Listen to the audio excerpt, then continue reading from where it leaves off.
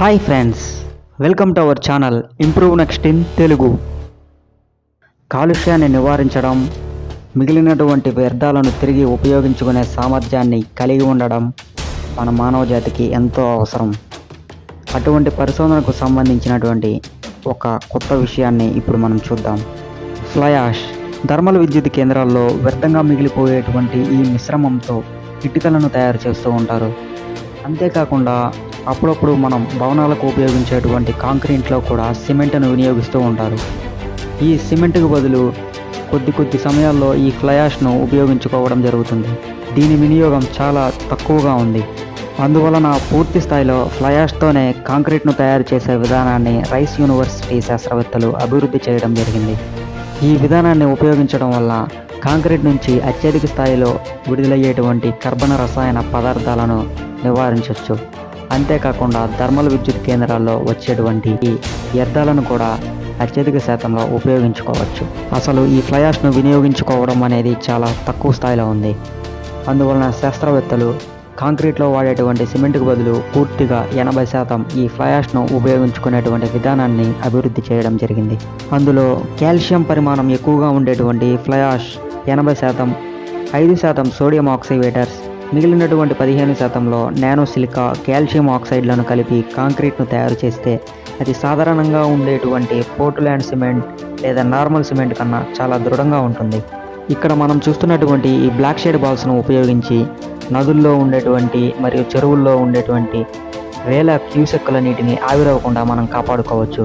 అమెరికాలోని కొంతమంది వ్యక్తులు ఈ బ్లాక్ షేడ్ బాల్స్ను వేల సంఖ్యలో ఉపయోగించి నదుల్లో ఉండేటువంటి నీటిని, కొన్ని లక్షల క్యూసెక్కుల నీటిని ఆవిరవ్వకుండా కాపాడగలిగారు. ఇండియాలో వీటి అవసరం ఎంతగానో ఉంది. వేసవి సమయాల్లో, అంతేకాకుండా జలవనరులు తక్కువగా ఉండేటువంటి ప్రదేశాల్లో ఇటువంటి విధానాన్ని ఉపయోగించడం వల్ల వేల క్యూసెక్కుల్లో నీటిని మనం ఆవిరవ్వకుండా కాపాడుకోవచ్చు. మన వనరులను మనం రక్షించుకోవచ్చు. వీటికి అయ్యేటువంటి ఖర్చు కూడా చాలా తక్కువ. ఇవి సుమారుగా 10 సెంటీమీటర్ల వరకు వ్యాసాన్ని కలిగి ఉంటాయి. మనం ఎల్లప్పుడూ ఉపయోగించేటువంటి ఈ బాల్ పాయింట్ పెన్ క్యాప్ మీద ఒక సన్నని రంధ్రాన్ని మనమందరం గమనించే ఉంటాం. ఈ పెన్లు తయారు చేసేటువంటి కొత్తలో చాలామంది ఈ పెన్ యొక్క క్యాప్స్ను నోట్లో పెట్టుకుని పొరపాటున మింగేయడం జరుగుతుంది. ఈ పెన్ యొక్క క్యాప్స్ని పొరపాటున మింగేయడం వల్ల సుమారుగా సంవత్సరానికి 100 మంది వరకు చనిపోతూ ఉండేవాళ్ళు. అలాంటి ప్రమాదాలు జరగకుండా ఈ పెన్ యొక్క క్యాప్స్ మీద రంధ్రాలు అనేవి చేయడం జరుగుతుంది.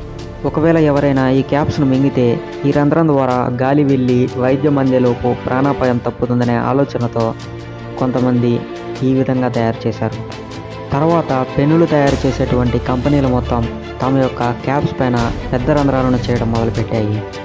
మనం ఎల్లప్పుడూ గాజు పలకలను ఉపయోగిస్తూ ఉంటాం. వాటిని ఉపయోగించి వస్తువు యొక్క ఇమేజెస్ని మనం చూడగలుగుతాం. మనం వాడుతున్నటువంటి ఈ గాజు పలకల మీద సన్నటి పొరలాంటి పూతను పోయడం జరుగుతుంది. ఇంతకుముందు రోజులలో ఈ గాజు పలకల వినియోగం చాలా తక్కువగా ఉండేది. సాధారణంగా గాజు పలక అనేది కాంతి కిరణాలను పరావర్తనం చెందిస్తూ ఉంటుంది. అటువంటిది సాధారణంగా ఉండేటువంటి గాజు పలకలు కూడా కాంతి కిరణాలను అధిక సంఖ్యలో పరావర్తనం చెందిస్తే ఎదురుగా ఉండేటువంటి వస్తువు యొక్క ప్రతిబింబాన్ని మనం చూడలేం. అందువల్ల ఆ వస్తువు యొక్క ఇమేజ్ మనకు కనపడదు. ఆ గాజు పలక మీద సన్నటి పొరలాంటి పూతను పూయగలిగితే ఆ వస్తువు నుండి వచ్చేటువంటి కాంతి కిరణాలను మనం తగ్గించగలిగితే ఆ వస్తువు యొక్క ప్రతిబింబాన్ని మనం చూడగలం. అందువల్ల ఈ గాజు పలకలపై యాంటీ రిఫ్లెక్టివ్ పూతను పొరలుగా పూయడం జరుగుతుంది. ఈ విధంగా చేయడం వలన ఎదురుగా ఉండేటువంటి వస్తువు యొక్క కాంతి కిరణాలు ఈ గాజు పలకలపై పడినప్పుడు ఈ కాంతి కిరణాలను నిరోధించడం వలన మనము ఆ వస్తువు యొక్క ఇమేజ్ని చూడగలుగుతున్నాం. ఈ పద్ధతిని ఉపయోగించడం వలన శాస్త్రీయ రంగం ఎంతగానో అభివృద్ధి చెందింది. మనం రోజువారీ ఉపయోగించేటువంటి కళ్ళద్దాలు, వైద్య రంగంలో ఉపయోగించేటువంటి మైక్రోస్కోప్లు, ఖగోళ శాస్త్రంలో ఉపయోగించేటువంటి టెలిస్కోప్లో వాడేటువంటి దర్పణాల తయారీలోనూ ఈ పద్ధతిని ఉపయోగించి ఎన్నో రకాలైనటువంటి పరిశోధనలను సాధించడానికి తోడ్పడింది. మనం క్రిమి సంహారక రసాయనాలను ఎక్కువగా ఉపయోగించడం వలన తేనెటీగలు అనేవి ప్రతి సంవత్సరం వేల సంఖ్యలో అంతరించిపోతూ ఉన్నాయి. ఒక గొప్ప శాస్త్రవేత్త ఐన్స్టీన్ ఒక మాట చెప్తాడు: ఎప్పుడైతే తేనెటీగలు అనేవి పూర్తిగా అంతరించిపోతాయో మానవ జీవితం మనుగడ కూడా క్రమంగా అంతరించిపోవడం మొదలవుతుంది అని. పాల పుప్పొడిని తోట అంతా విస్తరింపజేసి ఫలదీకరణకు సహాయపడేటువంటి ఈ తేనెటీగలు తగ్గిపోవడం వల్ల జరుగుతున్నటువంటి నష్టాన్ని రైతులు ఇప్పటికే గుర్తిస్తూ ఉన్నారు. అందుకుగాను న్యూయార్క్లో ఉండేటువంటి డ్రాప్ కాఫ్టర్ అనేటువంటి కంపెనీ తేనెటీగల సైజులో కాకుండా ఓ మోస్తరు సైజులో ఉండేటువంటి డ్రోన్లతో పుప్పొడిని వ్యాపింప చేయవచ్చని నిరూపించింది. ఈ డ్రాప్ కాఫ్టర్ డ్రోన్లు ఓ యాపిల్ తోటలో 8 అడుగుల ఎత్తులో ఎగురుతూ వాటి యొక్క పుప్పొడిని ఆ తోటలపై వెదజల్లాయి. ఈ డ్రోన్లను మనం ఎంత బాగా ఉపయోగించుకున్నా, అవి ఎంత బాగా పనిచేసినా ఇవి తేనెటీగలకు సాటి కాదు. ఈ డ్రాప్ కాఫ్టర్ డ్రోన్లు సమస్యకు తాత్కాలిక పరిష్కారం చూపొచ్చేమో కానీ తేనెటీగలను పరిరక్షించుకోవాల్సినటువంటి బాధ్యత మనందరి మీద ఉంది. ఈ వీడియోను చూశారు కదా ఫ్రెండ్స్.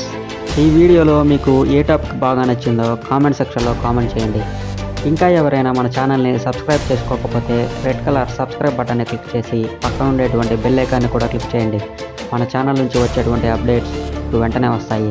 మన ఛానల్ని లైక్ చేసి మీ ఫ్రెండ్స్కు, మీ బంధువులకు కూడా షేర్ చేయండి.